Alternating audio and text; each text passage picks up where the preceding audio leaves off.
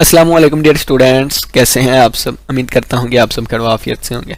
तो आज के दिन हम सैंडविच थ्योरम, स्क्वीज थ्योरम को डिस्कस करेंगे सीक्वेंसेस के रिलेटेड। ठीक है, तो चलिए आइए स्टार्ट करते हैं। ये चीज़ें हम पीडीएफ से पढ़ेंगे, तो इस पीडीएफ को अंडरस्टैंड करने से पहले हम कुछ बेसिक चीज़ें कवर कर लेते हैं। ठीक है, तो चलिए आइए स्टार्ट करते हैं।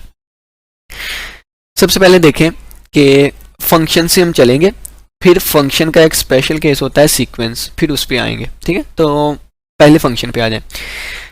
पहली कंडीशन ये है कि अगर हमारे पास तीन फंक्शंस हों, एक हो गया एफ ऑफ एक्स, ठीक है, एक हो गया जी ऑफ एक्स और एक हमारे पास फंक्शन हो गया एच ऑफ एक्स। अगर ये हमारे पास तीन फंक्शन हो, इन तीन फंक्शन में रिलेशन कैसा है कि एफ ऑफ एक्स जो है ये less than equal to G of X है और जी ऑफ एक्स जो है ये less than equal to H of X है। ठीक है, पहली कंडीशन ये कि इन तीन फंक्शन में इस तरह का रिलेशन हो।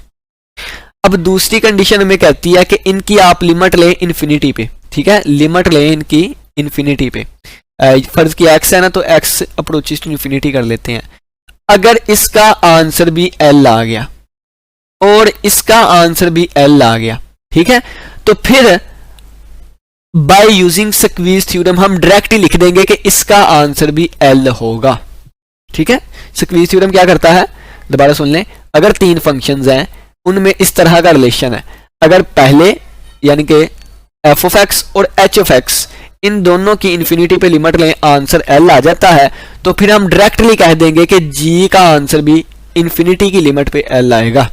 ठीक है, अब ऐसा फंक्शन जिसकी डोमेन जो है वो नेचुरल नंबर से बिलोंग करे, ठीक है, ऐसा नंबर जिसकी डोमेन जो है वो सेट ऑफ नेचुरल नंबर में से बिलोंग करे, यानी कि उसका सबसेट हो, तो फिर हम उस फंक्शन को क्या कहते हैं, सीक्वेंस कह देते हैं। हम सीक्वेंस कह देते हैं। तो ये थ्योरम हमारे पास ऑल फंक्शंस के लिए सेटिस्फाई करता है। तो फंक्शन का एक स्पेशल केस सीक्वेंस भी होती है, तो ये सीक्वेंस के लिए भी एप्लीकेबल होगा। ठीक है, तो चलिए आइए अब हम सीक्वेंस के लिए पढ़ते हैं। सीक्वेंस के लिए देखें, सबसे पहली कंडीशन, अगर हमारे पास तीन सीक्वेंसेस है, कौन सी, एक एन सीक्वेंस है, ठीक है, एक बीएन सीक्वेंस है और एक सीएन सीक्वेंस है। ठीक है, तीन सीक्वेंसेस है। आपको पता है सीक्वेंस को इस तरह हम डिनोट करते हैं। सीक्वेंस एक ऐसा फंक्शन होता है जिसकी डोमेन नेचुरल नंबर की होती है। ठीक है, अब देखें, अगर A N less than equal to हो बी एन के और B N less than equal to हो सी एन के, पहली बात तो यह है कि ये रिलेशन होना चाहिए। ठीक है, इनके दरमियान पहली कंडीशन आ गई। दूसरी कंडीशन ये है कि अगर ए एन का आंसर भी एक नंबर एल आता हो इन्फिनिट पे, सी एन का आंसर भी इन्फिनिट पे जाके एल आता हो, तो हम डायरेक्टली ही कह देंगे बाय यूजिंग स्क्वीज थ्योरम, हम कह देंगे कि फिर हमारे पास बी एन का आंसर भी इन्फिनिट पे जाके एल आएगा। ठीक है, दोबारा सुन लें, अगर A N B N C N के दरमियान इस तरह का रिलेशन हो, तीन सीक्वेंसेस के दरमियान इस तरह का रिलेशन है और ए एन का आंसर भी इन्फिनिट पे एल आता हो, सी एन का आंसर भी इन्फिनिट पे एल आता हो, तो फिर हम डायरेक्टली बी एन की फाइंड नहीं करेंगे, बी एन के बारे में डायरेक्टली हम कह दें कि बी एन का आंसर भी एल आएगा। ये स्क्वीज थ्योरम कहता है। ऐसा कैसे होता है, इसको हम आज के लेक्चर में ही प्रूव भी करेंगे। ठीक है, अगर किसी सीक्वेंस की इन्फिनिट पे हमारे पास कोई एक फाइनाइट वैल्यू आ जाए, यानी कि अगर मैं ए एन की इन्फिनिट वाली टर्म देखूं और ये एक खास वैल्यू आ जाए, तो मैं कहता हूं ये कन्वर्ज कर गई है। ठीक है, यानी कि आपने पढ़ा होगा कि अगर लिमिट हम लें एन अप्रोचेस टू इन्फिनिटी और ए एन इसका आंसर कोई फाइनाइट नंबर आ गया है, तो इसका मतलब क्या है कि ये हमारे पास कन्वर्ज कर गई है। ठीक है, अब ये देखिए, मैंने कहा है कि ए एन का भी आंसर एल आता हो, सी एन का आंसर भी एल आता हो, यानी कि दूसरी कंडीशन को हम इस तरह लिख सकते हैं कि ए एन जो है उसका भी आंसर एल आ रहा था और सी एन का आंसर भी एल आ रहा है, यानी कि सी एन भी हमारे पास कन्वर्जेंट है।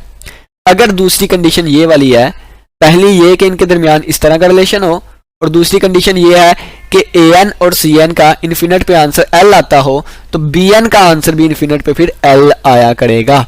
ठीक है, इसका मतलब क्या है, इसका मतलब है ये भी कन्वर्ज किया करेगी। ठीक है, ये भी हमारे पास कन्वर्ज करेगी। कन्वर्ज और डाइवर्ज का क्या मतलब होता है, ये भी मैं आपको बता देता हूं। इसका मतलब क्या है, इसका आंसर भी एल आएगा। एल आने का मतलब एक फाइनाइट नंबर कन्वर्ज करेगी। अगर हमारे पास इन्फिनिट पे लिमिट लेने पर आंसर फाइनाइट आता है, तो हम इसको कहते हैं कन्वर्जेंट सीक्वेंस। ठीक है, और अगर हमारे पास यानी कि फाइनाइट आंसर आता है, और अगर फाइनाइट आंसर नहीं आता तो फिर उसको हम कह देते हैं डाइवर्जेंट सीक्वेंस। ठीक है, तो यहाँ से पता चल गया होगा कि स्क्वीज थ्योरम क्या है, सैंडविच थ्योरम क्या है, कि ये वाला रिलेशन हो, एन अप्रोच करे इन्फिनिटी को, ए एन और सी एन दोनों का आंसर एल आ जाए, यानी कि दोनों कन्वर्ज कर जाए, तो बी एन के बारे में हम डायरेक्टली कह देंगे कि बी एन भी कन्वर्ज करेगी, यानी कि इसका आंसर भी वही आएगा एल। ठीक है, कैसे आएगा अब इसको हम प्रूव करना स्टार्ट करते हैं। ठीक है, तो चलिए आइए अब हम इसको प्रूव करते हैं। ठीक है, प्रूव करते हैं।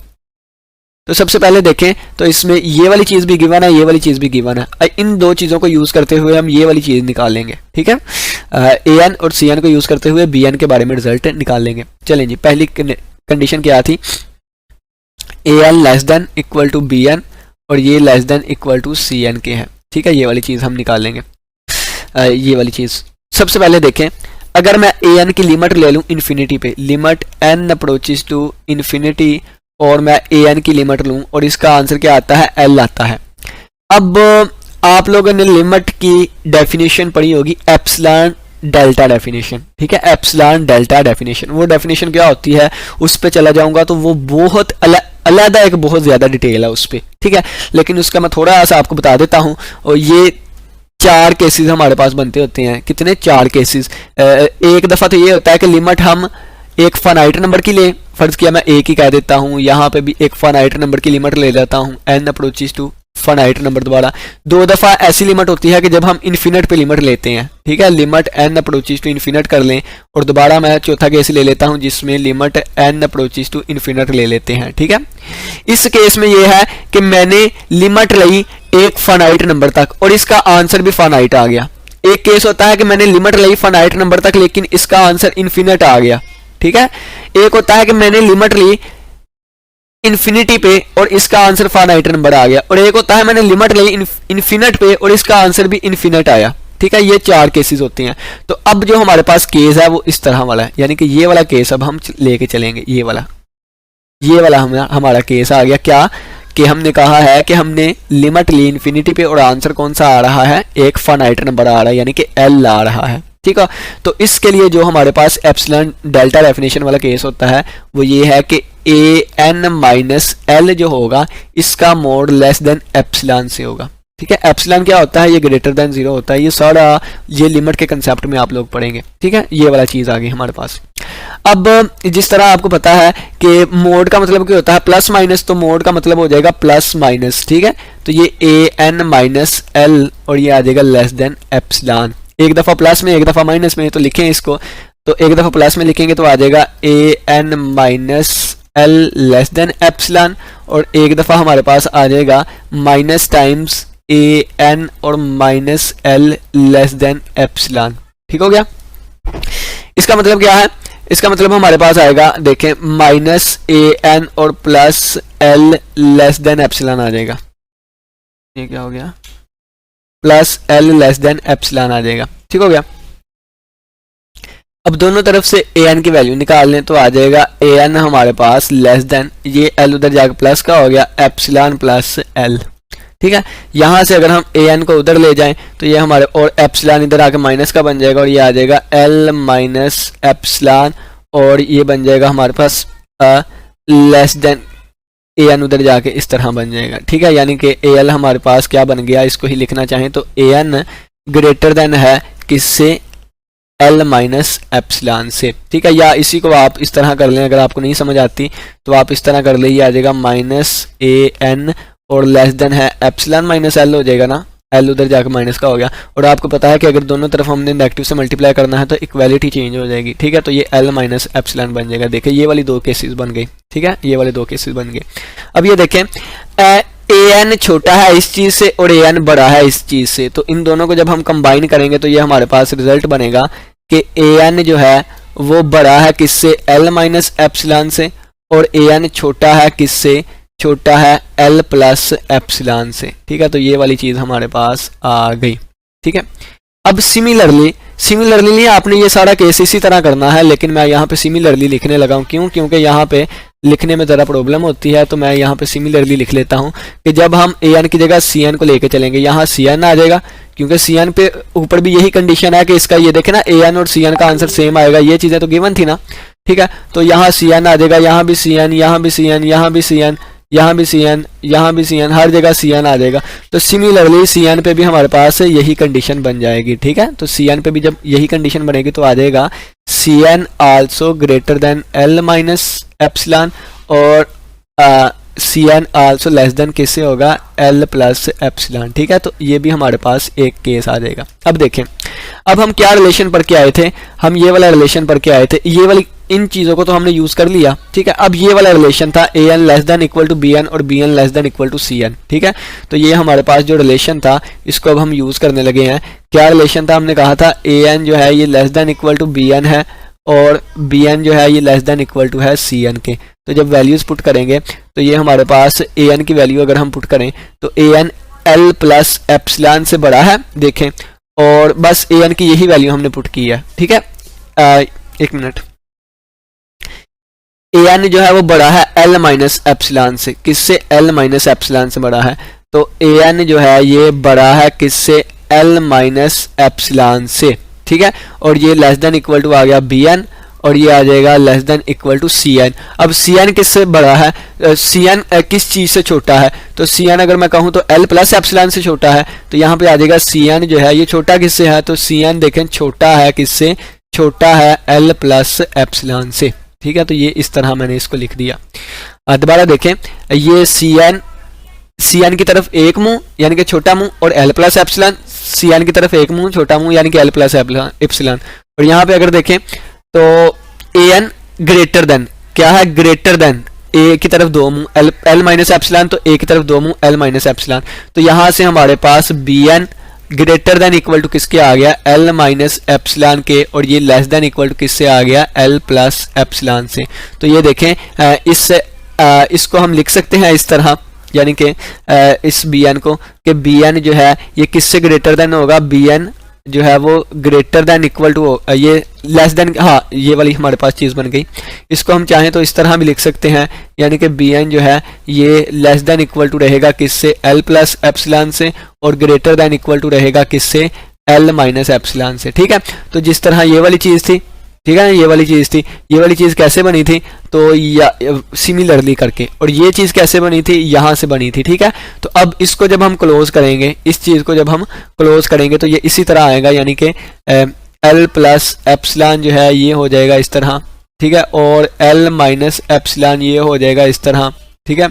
और यहाँ से अगर हम देखें तो ये बन जाएगा हमारे पास l इधर आके माइनस का हो जाएगा, तो ये इस तरह बन जाएगा b माइनस l, ठीक है। और bn माइनस l, ये bn है हर जगह पे, ठीक है। और यहाँ पे अगर देखें तो ये आ जाएगा bn minus l greater than equal to minus epsilon, ठीक हो गया। अलामत अगर हम बदल के देखें तो वो एट द एंड हमारे पास जो चीज़ बनेगी वो बन जाएगी bn माइनस l, और इसका मोड जो है या इस तरह बन जाएगी प्लस माइनस और ग्रेटर देन इक्वल टू किसके? एप्सिलॉन के, ठीक है। तो ये बन जाएगा bn माइनस l, इसका mod greater than equal to epsilon. और अब इस पे लिमिट की डेफिनेशन दोबारा बंद कर देंगे, तो limit n approaches to infinity बन जाएगा हमारे पास bn और इक्वल टू l, ठीक है।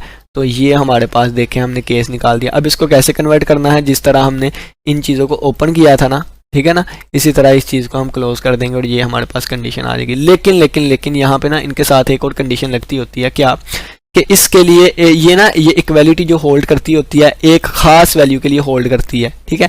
वो फ़र्ज़ किया, उस खास वैल्यू को हमने n1 का नाम दे दिया, n1 स्टैटिक का नाम दे दिया, n1 का नाम दे दिया। इसी तरह इसके लिए वो n2 के लिए एग्जिस्ट करेगी। फिर ये जो तीनों वाली इक्वालिटी होगी ना वो सबसे ग्रेटर देन वाली के लिए होल्ड करेगी, सबसे ग्रेटर देन वाली के लिए। तो फिर इसमें जो आएगा ना वो सबसे ग्रेटर देन वाला आएगा। वो सारी चीज़ें क्या है PDF से अब हम अंडरस्टैंड करते हैं। तो इसमें आके देखें, ये सारी चीज़ें वही लिखी हुई हैं कि ए एन जो है वो less than equal to B N और less than equal to C N के है। अब वो कह रहा है कि ए एन और सी एन की लिमिट अगर हम इन्फिनिटी पे लें तो इनका आंसर सेम आएगा। कहता है अगर इसका आंसर सेम आता है, क्या आंसर आता है, बी आता है, ठीक है, इन दोनों का आंसर सेम आता है, देन फिर बी एन वाले का भी आंसर सेम आएगा। यानी कि अगर इसका और इसका इन्फिनिटी पे आंसर सेम आता है तो इसका भी वही आंसर आएगा, ठीक है, बाय यूजिंग सैंडविच थ्योरम। अब इसको प्रूव करने लगे हैं, तो या फिर ये देखें ना, या फिर मैं इस तरह वो चीज़ें लिखी हुई हैं सारी उन्होंने, ठीक है। अगर ए एन ये देखें ना, या फिर इस तरह, ये ज़्यादा बेस्ट है, इसको ज़्यादा प्रेफर करें, ठीक है, ये ज़्यादा बेस्ट है इसको कि A N less than equal to B N less than equal to C N है। एन बिलोंग कर रहा है कहाँ से, नेचुरल नंबर से, ठीक है। क्यों, क्योंकि ये हमारे पास सीक्वेंस है। सीक्वेंस मैंने बताया ऐसा फंक्शन होता है कि नेचुरल नंबर में से बिलोंग करे डोमेन, ठीक है। ए एन और सी एन पहला और एंड वाला, इसका आंसर क्या आ रहा है, एल, देन फिर बी एन का आंसर भी क्या आएगा, एल। इसका एल आंसर का मतलब ये है कि ये कन्वर्ज करते हैं, पहला और तीसरा कन्वर्ज कर रहा है तो बी एन भी कन्वर्ज करेगा, ठीक है। अब प्रूफ में लिखा हुआ है कि एन पे हमने ये इस तरह चीज इन्फिनिट पे हमने लिमिट ली, एल आंसर आ रहा है, ठीक है, ये गिवन कंडीशन में था। एप्सिलॉन हमारे पास ग्रेटर देन 0 होगा, देयर एग्जिस्ट n1 और n2 एग्जिस्ट करेंगे। ये मैंने बताया ना आपको, n1 और n2 एक खास वैल्यूज पे ये हमारे पास एग्जिस्ट करती होती है, तो ये ए एन और सी एन के लिए लिखा हुआ है, ठीक है। और फिर जो हम एट द एंड कंडीशन बनाएंगे ना, वो इन दोनों के लिए ट्रू होगी, यानी इन दोनों का मैक्सिमम होगा। तो हमने एक नंबर n ले लिया है, n स्टैटिक, जो इन दोनों का मैक्सिमम होगा, ठीक है। इन दोनों का मैक्सिमम तो यहाँ पे इक्वल टू आएगा, ठीक है। तो ये तो फिर उनके मैक्सिमम से भी बड़ा हो जाएगा ना, तो इनका मैक्सिमम आएगा। या इस तरह कह सकते हैं कि इसका इन दोनों के आंसर से भी बड़े आंसर होंगे, ठीक है, n में। तो नाउ अब ये सारी चीज़ बताई गई है कि ये इसके लिए ट्रू है, ये इसके लिए ट्रू है। अब इसको ओपन किया उन्होंने सिंपली सिर्फ और सिर्फ वैल्यूज पुट कर दिया, लेकिन जिस तरह मैंने आपको करवाया ना उस तरह करना है, ठीक है। तो ये सारा कर आके एट द एंड हमारा प्रूव हो जाएगा कि बी एन का आंसर भी क्या आ गया, एल। तो मैंने ज़्यादा डिटेल से करवाया, वहाँ से करने की कोशिश करिएगा। उम्मीद करता हूँ कि समझ आई होगी। किसी का कोई भी क्वेश्चन वाला लास्ट में पूछेगा। इसी के साथ इजाज़त दीजिए। अल्लाह हाफिज़, अल्लाह निगहबान।